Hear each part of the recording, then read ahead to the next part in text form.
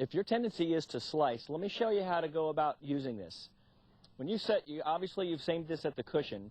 This may look a little intimidating at first. So what I recommend is to put a tee down directly under the elbow and make a few swings with the tee.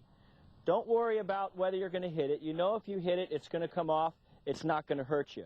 So make a few practice swings with the tee down to get used to the feel of it swinging. Real easy. Make some practice swings real easy, right under it. Get used to the feel. You'll have a feel that you really never felt before. If your tendency is to come from out to in, you're going to feel stuck. When you swing from the inside, you're going to feel a nice release of the club. So I recommend do it real slow at first and then gradually start to pick up speed, and then eventually you can get into a full swing.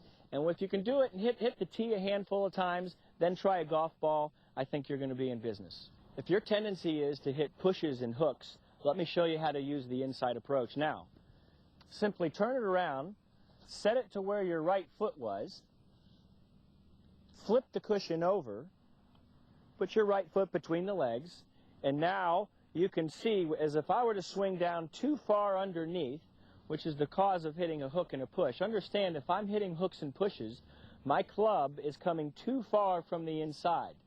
Why is that making it hook? Well, because the more my club comes from the inside, my hands are going to flip or turn over.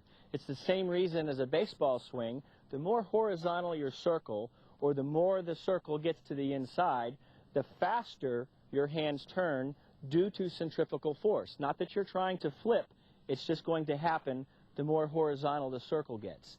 So if I were to come too far to the inside, my hands are going to flip, I'm going to hit a hook. I hit the hook, and the next thing I do is, this one's not going to go left, so I'm going to make the same swing, I hold on, and now I hit a block. Really the same swing, it was a different grip pressure.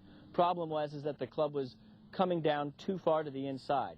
So when you set this up, you can give yourself some parameters, and let's say I want to learn how to hit a cut. I've been hitting hooks, I want to learn how to start my ball down the target line and then let it fall to the right. Well, I would set it down to where I make a swing. Well, if I can swing it back on plane, I can see this, then I can come back down on plane. If I came down too far to the inside, now I'm going to know it. When I hit it, I'm going to knock the cushion off. I'm not going to hurt myself. Well, let me go ahead and show you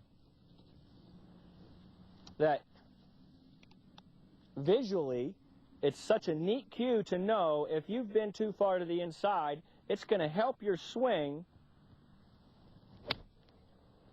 get right back on plane, and now you can hit it either straight ball or that little fade that you might be looking for that you haven't been able to pull off because you've been too far underneath. When using the inside approach with a driver or a longer club, just simply stand a little bit further from it. How do you know how far to stand from it? Well, if you can make a backswing, then you should be able to make a downswing on the same plane. If you're a little inside, that's going to be intimidating. If you're on plane, you're going to know it immediately. Let me show you another added benefit of the inside approach and how it can improve your chipping. If you have a tendency to scull the ball or hit it fat when you chip, most likely what you're doing is as you swing, you're swinging from low to high. And when you do that, your tendency is going to be to hit the ground first, either behind the golf ball or swing up, and you'll know it immediately.